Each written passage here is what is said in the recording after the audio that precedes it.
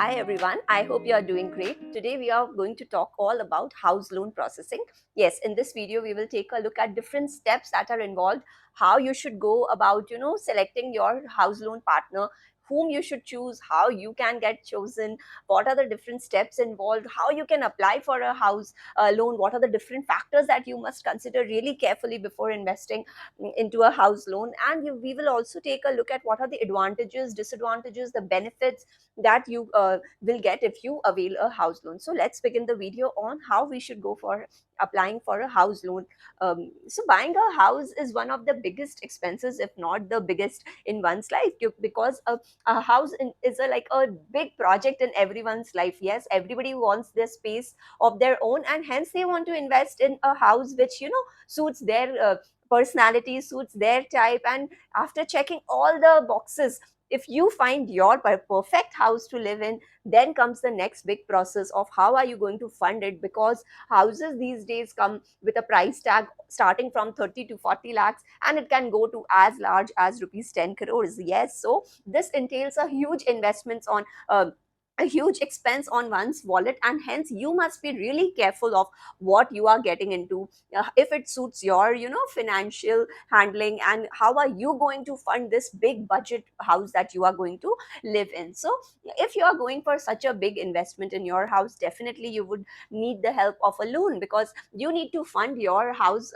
accordingly. So hence it is important to choose the right partner for you, and there are different factors that are involved which you should consider before choosing the right partner for yourself to fund your house. So you can go in for different banks. We have HDFC, we have SBI, we have ICICI. There are different government banks also, like Bank of Baroda. So there are different partners with whom you can partner up, or you can go for a specific pure play housing loan company like LIC Housing Loans. So there are different partners with whom you can, tie up with to avail your housing loan. But you need to make sure that you have that financial capability to, pay off the EMIs from time to time, else you would end up getting an expensive debt on your head. So it is important to do all the checks, to do your due diligence as well before selecting a partner. If you are comfortable to do, to make the payments on time, else you will end up being in a large pit yourself. So it is very important to make that decision, to make that choice,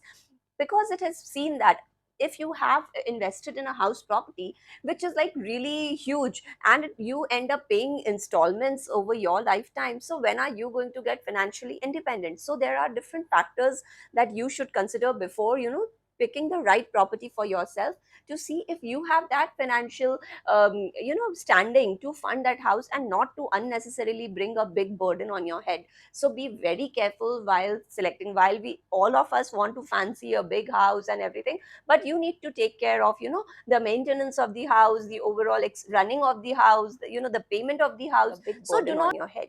So now let's take a look at how you should choose your particular partner for the house loan. First step that comes into being when you're selecting, or when you're going for a house loan, you're applying for a house loan, is to select the right partner for yourself. So remember, your total loan amount will be till 60 to 80% of your property value, which does not include the processing as well as the refurbishing charges. So that you have to take care separately. So 60 to 80% you can avail loan, but the rest has to be out of your pocket. So be clear about that point. Now you can partner in with existing banks like HDFC, SBI, of the likes of those banks, or you can go for a pure play housing loan company like an LIC. So these all you need to see if you are comfortable with which of the banks, what are their credit terms that they are offering, what is the interest rate that they are offering. So though generally it will be the same, but there will be slight difference in different banks and different financial institutions. So do your due diligence, see which of these partners is companies is giving you a better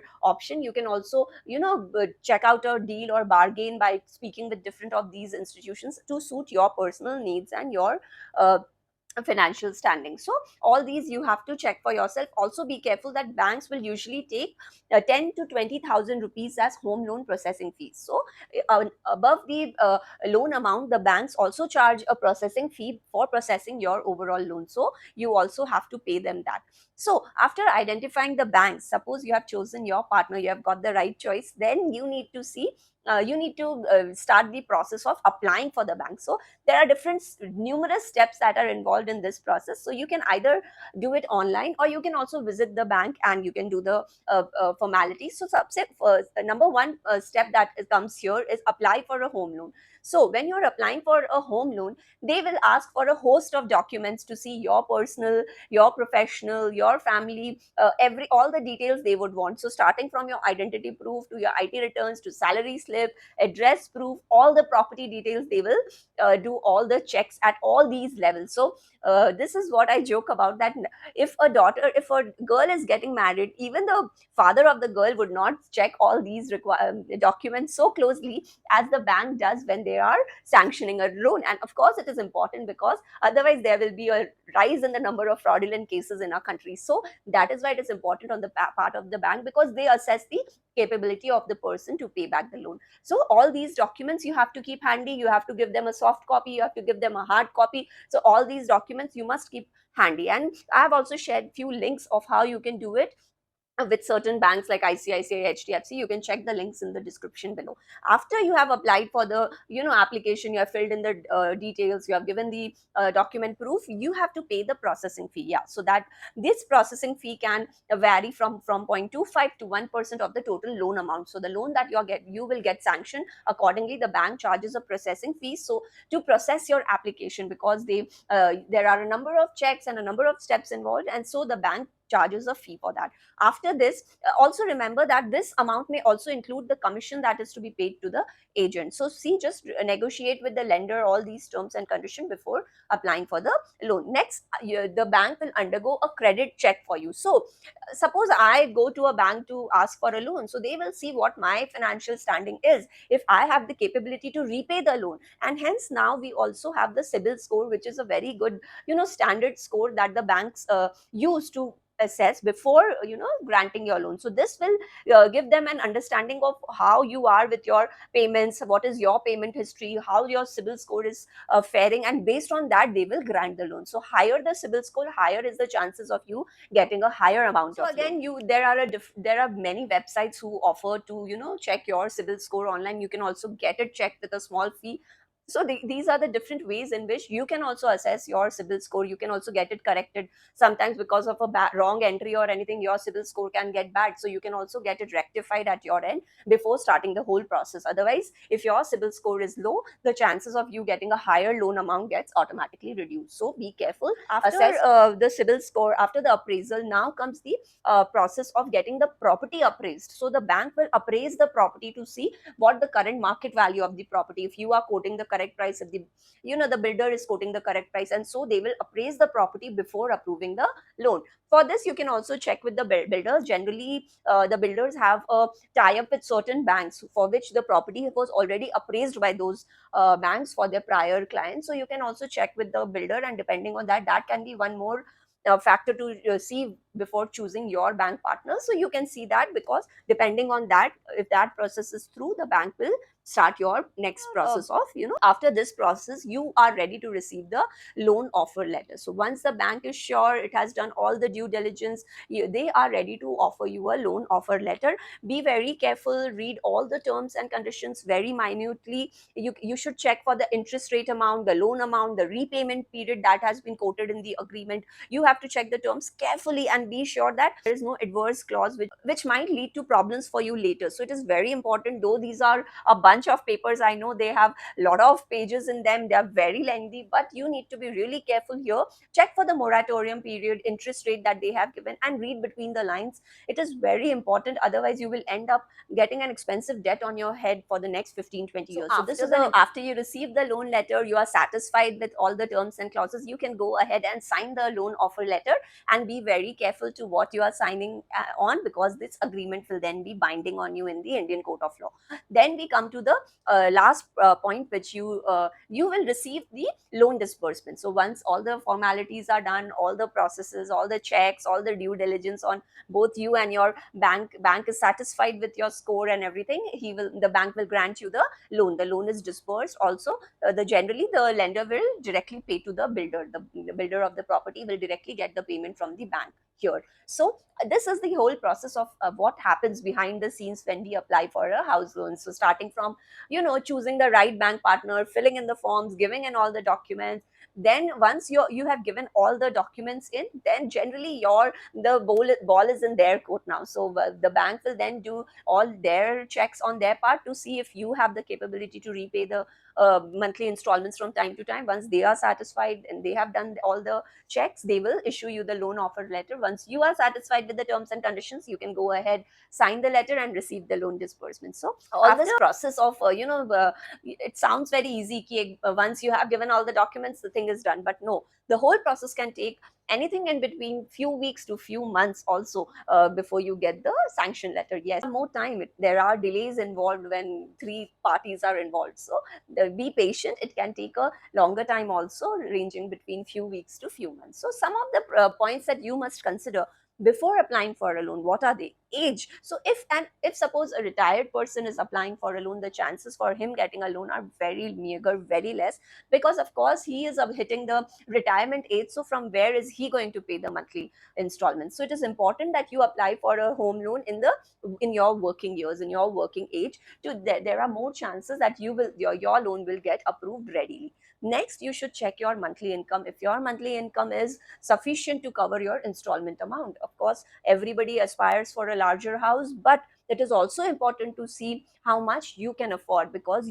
don't forget, you already have a house running, you already have bills to pay, you already have the child's school tuition fee to pay. So there are a lot of expenses involved, and on top of that comes the monthly installments of your house. So it is important to do that assessment of your income before applying for a loan, to see how much you can afford to pay as a monthly installment. So it is really an important step on your part to do before going in and applying for the loan. Third is the age of the property. Go in for new properties. There is, if the age of the property is, if the property is old enough, there are high chances that the bank will not approve the loan. So it is important to see the age of the property before you are applying. And last but not the least is the credit score. It is also important to maintain a very good CIBIL score before applying for the bank, because if there is any such gaps in between your understanding and your CIBIL score, you should get it rectified. You should get it checked. For how to do that, we have links in the description box. You can get it checked and rectified before applying for a bank loan. So these were different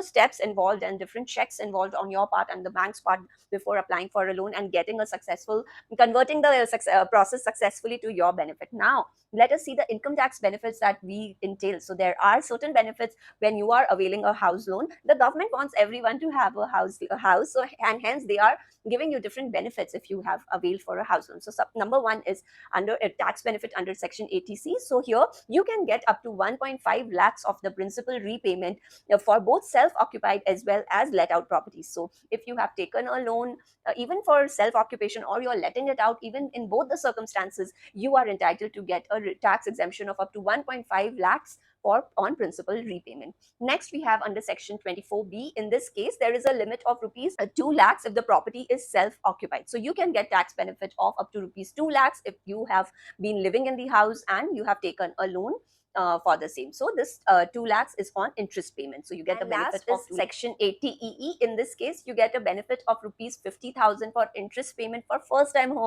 house buyers. So if you're buying a house for first time and you have taken a loan on the same, you get an additional benefit of rupees 50,000 on the interest payments that you do. Here the conditions are that the value of the house should not be more than 50 lakhs and the loan that you're availing on the house should not be more than 35 lakhs. So if you fall in these criteria, you also get such tax benefits if you're availing a house loan. So that was all from my side. I hope you find my video interesting. If yes, then please hit the like button. Also click on the subscribe button and come back again to for more such videos. So if you are looking at buying a house, please be careful of all these steps, all these processes. Read the offer document carefully, check the different terms and conditions, check the moratorium period, the interest rate and everything before applying for the house loan. Also be careful of the CIBIL score, because a lot of this disbursement depends on that. This has become a standard for banks to see before granting a home loan to the different customers. So I hope to see you again. Bye and take care.